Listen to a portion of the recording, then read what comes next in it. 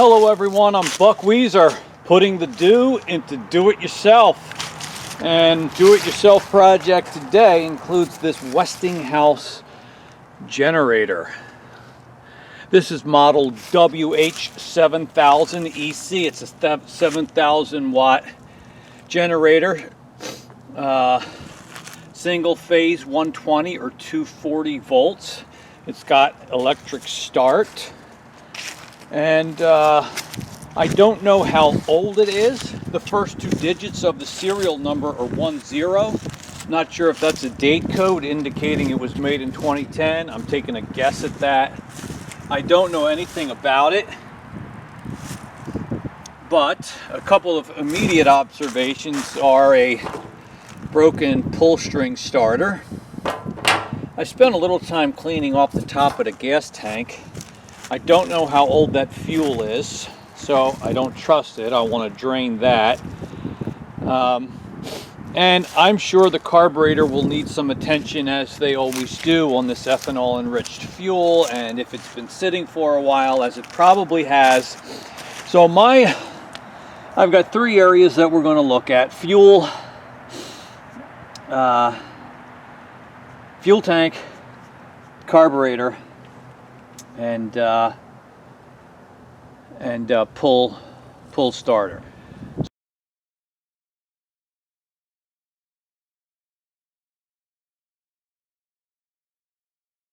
So we'll work on some of those together, and maybe we'll have a nice generator when we're all done.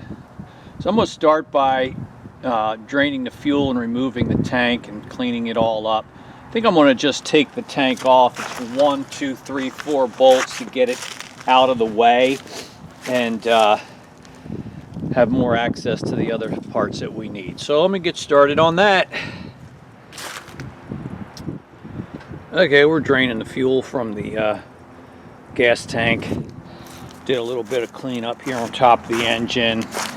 Pulled the spark plug, and that's pretty fouled up.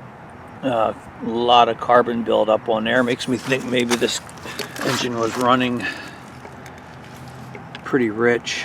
I don't know. So let's take down the carburetor while we're here, because that's the kind of thing we're definitely going to want to clean, possibly replace.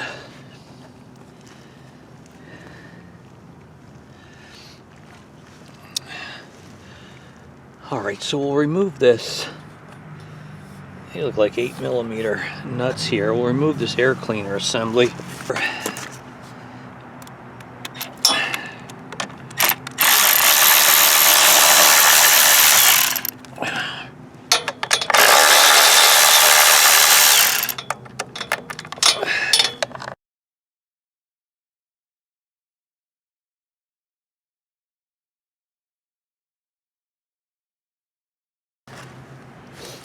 Okay, we will have to,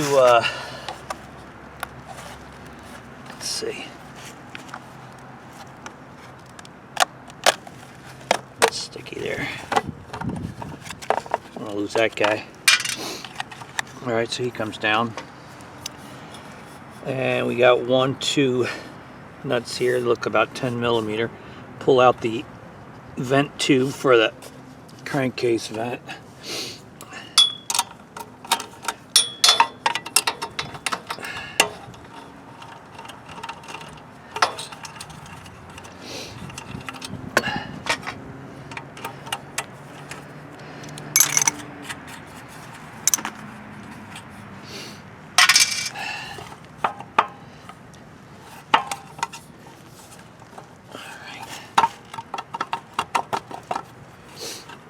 Gotta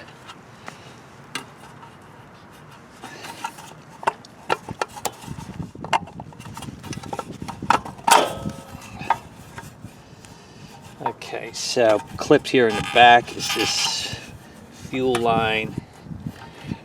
Also is a another vent line, and there's one harder to reach nut back here. Looks about 10 millimeters. See if I can get them with the ratchet reaching around back. And not too easy to grab him.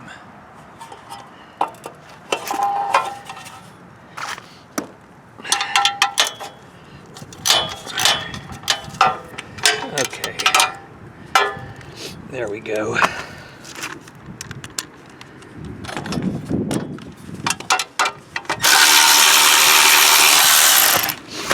All right, so you got the air cleaner assembly down. Here's this charcoal canister, emissions related stuff. I don't even know what that does.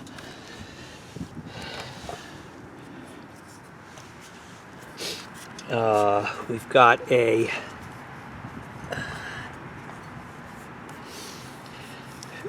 anti-backfire solenoid down here. We can pull this off to disconnect the linkage.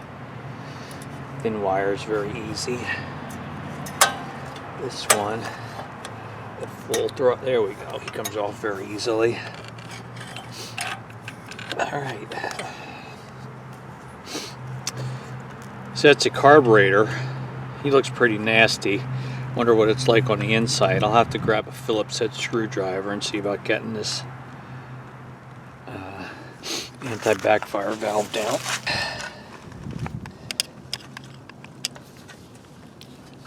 Oh boy.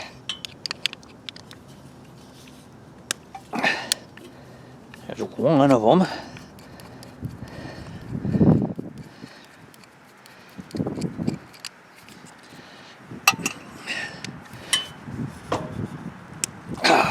Got it.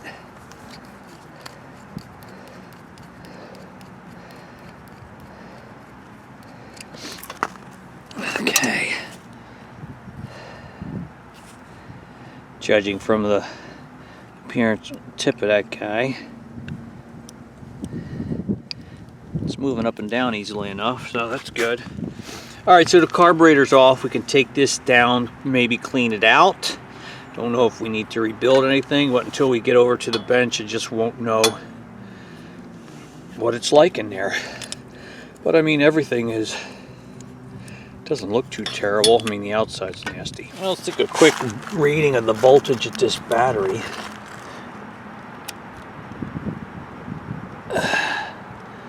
Well, wait a minute.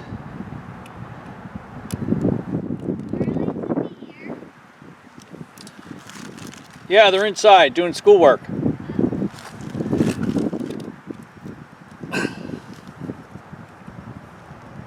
.31 volts, so not fully charged.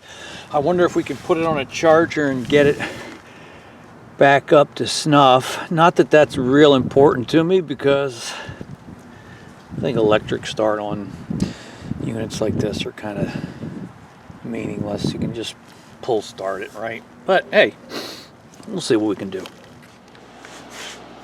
All right, let's take a look now at this carburetor. I don't know what to expect exactly. Worst case scenario, these are very inexpensive to replace. You can get some aftermarket carburetors for just about anything. All right, this spacer comes off. We can move him out of the way. Let's take off this fuel line. This clamp's rusted out. I will definitely replace this fuel line because it looks pretty worn and rotted. Boy, that guy's just falling apart on me. Yeah, I was saying worst case scenario, you can get these aftermarket carburetors easily enough on eBay or Amazon. All right, here we go. He's off.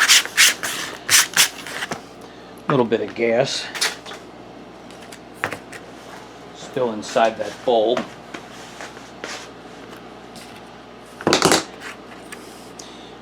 This is a drain a plug you can drain the bowl maybe at the end of the season or when you don't want to leave fuel in there.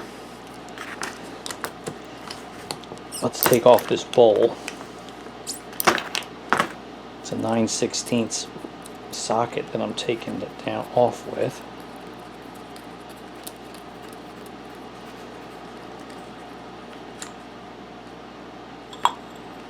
So this plug is actually our jet with an O-ring. There he goes. This doesn't look too bad to me, to be very honest. A little bit of crud in the bottom, discoloration in the bottom of that. Not sure if you can see it too well, but it doesn't look that terribly bad. So I've got some carb cleaner here. Let's let that sit for a bit. But this looks very clean to me.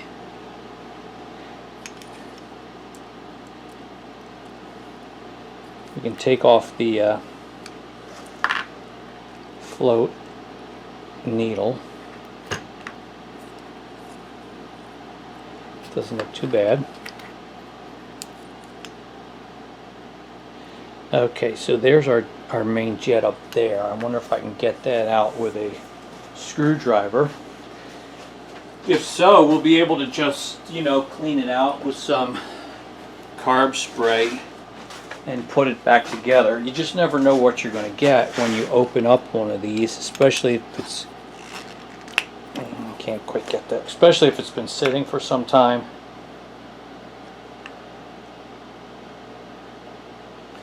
Yeah, I think I did get it. If it's been sitting for some time and the bowl's filled with gunk and debris and coagulated ethanol fuel or whatever. Yeah, there's that guy.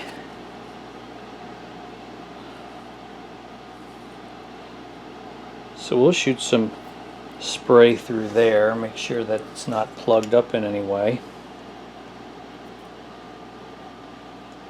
And with this carburetor, there's really not that much more to do. There's our choke mechanism, which is working okay. The yellow plastic is dirty. I'm sure my wife would want us to clean that. And we'll spray some cleaner through here.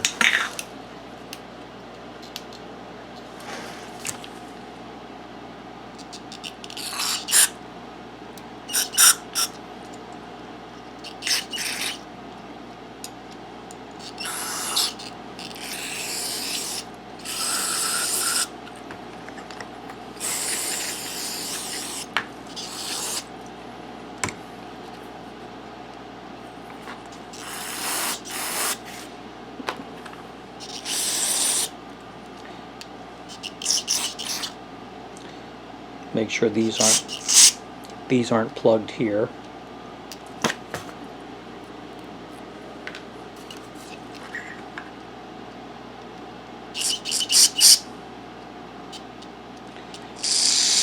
Sometimes you can get some like safety pins or paper clips or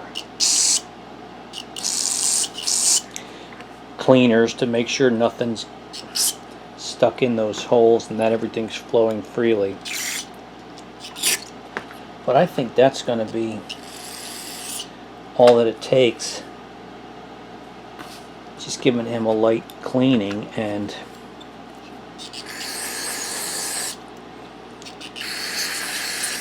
yeah, so that's coming out cleaner now. One of the things frustrating to me on this video camera is that it doesn't give me any warning when the battery's about to die, so I don't know where that last segment cut off.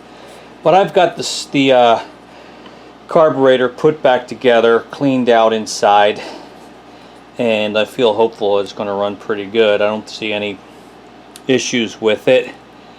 I don't want to lose this little O-ring because that's important for this is where the anti-backfire valve bolts up to it. So don't want to lose that. I am going to replace the fuel line because this old rotted out, dried out thing is pretty bad. All right, so we're ready to put that back up on the generator. Well, I think it's time to get this carburetor back up and installed, and I hope you'll be able to see what I'm doing here. All right, so he slides up onto here this way. The gasket is already in place up here. I like to, I'm not sure it's entirely necessary. Sometimes I like to put the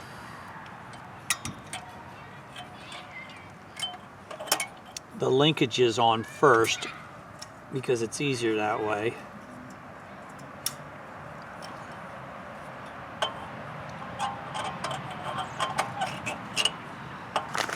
All right, now I still have to put on the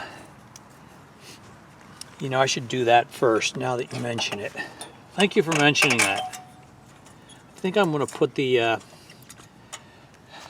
anti-backfire valve on first. So, secure it in place. There's one.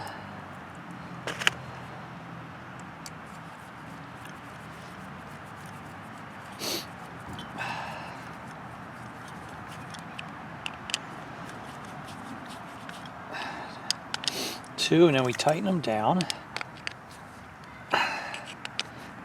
Like so. All right, so next we'll put these linkages on.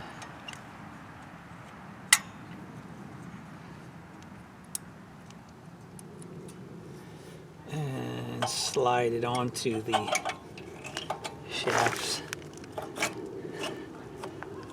Is that good? No. I have a spacer. I forgot the spacer. Remember this guy? Let's not forget him. So how's he gonna go on? I think like that. Okay. Now the carburetor. Okay. So he's up. I got to do the fuel line. I got a new fuel line here.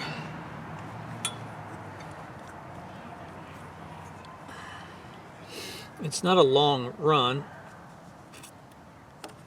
just here from the base of the fuel tank over to here, so it's only about 6 or 8 inches.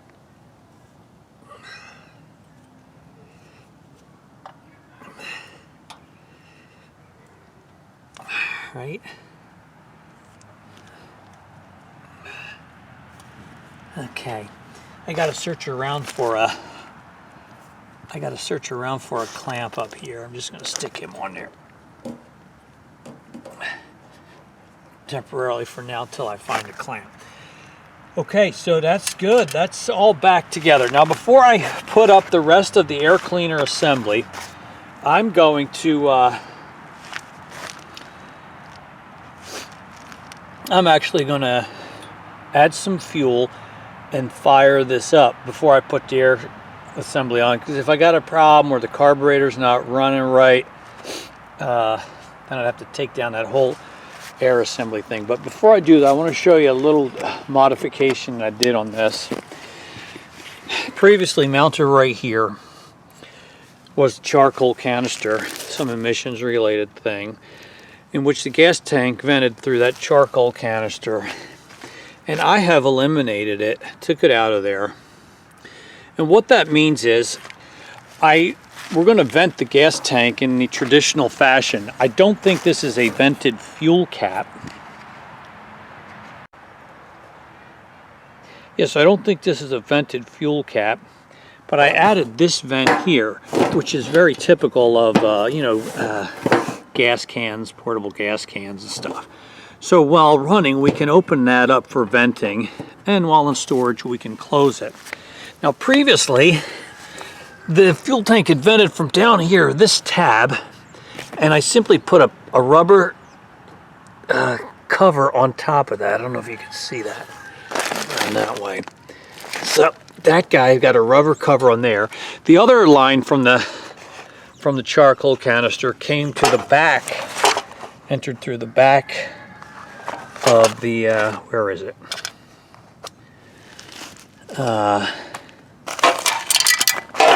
enters right here. I'm just going to plug that as well. So if you didn't do it, that would be no big deal. It could suck a little air from there, but wouldn't be going through the air filter. So I'm going to put a rubber cap on that just as I did up here. And in that way, kind of simplified things and got rid of that, in my opinion, useless charcoal canister. So before we put up the air cleaner assembly, let's add some fuel. See if we can get this thing to run. Hey, did I mention that I was unable to get the 12-volt battery to charge up properly? So I stuck it back on there and probably won't replace it. Electric start's not that important to me. So let's see if we can get it to run now. Stop, run. Let's see what we can get. I got fuel in it. I'm going to give it a little, going to cheat a little, give it a head start with some of this starting fluid.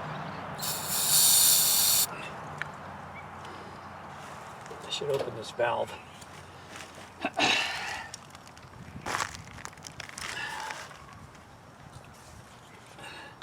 Yeah, I should open that valve so we give the fuel a chance to get to the carburetor, right? We'll see what we can do here.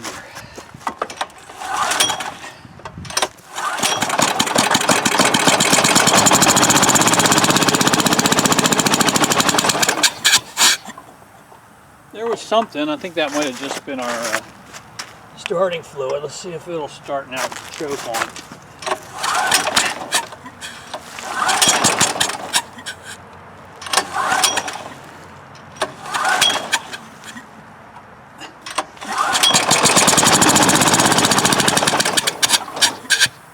It's trying.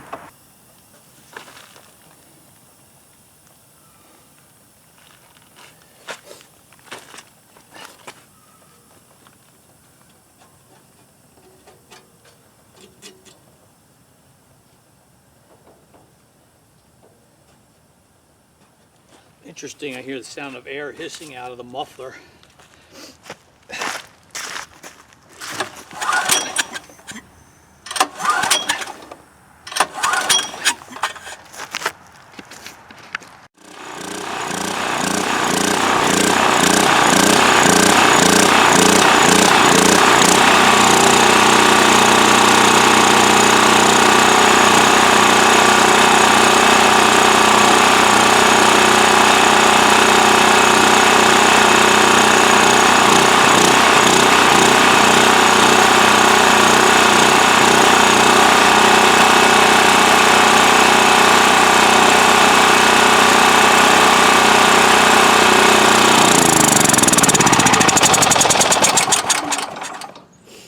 Well, we had something there, right? It wasn't running super, it wasn't running great. In fact, it would run when partially, only when mostly choked. So that doesn't feel too good to me. And I think I got a little fuel leaking at the base of the carburetor, maybe from an anti-backfire valve, but we don't seem to be getting adequate fuel flow through the carburetor, at least not yet. Okay, so two things. First is I'm an idiot. Don't let anyone tell you otherwise, but we stopped, the engine stopped previously because I thought I had the fuel valve in the on position. It was actually in the off position. I'm a knucklehead. The other thing was this cap on the end of the muffler output, which I believe is our spark arrestor. This guy is completely plugged. You can't see the light of day through that guy. So the exhaust was plugged because of that, and I'll have to clean that out or burn that off or something before we put it back on. For now, I just removed it. Oh, let's see if this will fire up. Yeah, we'll cheat a little bit.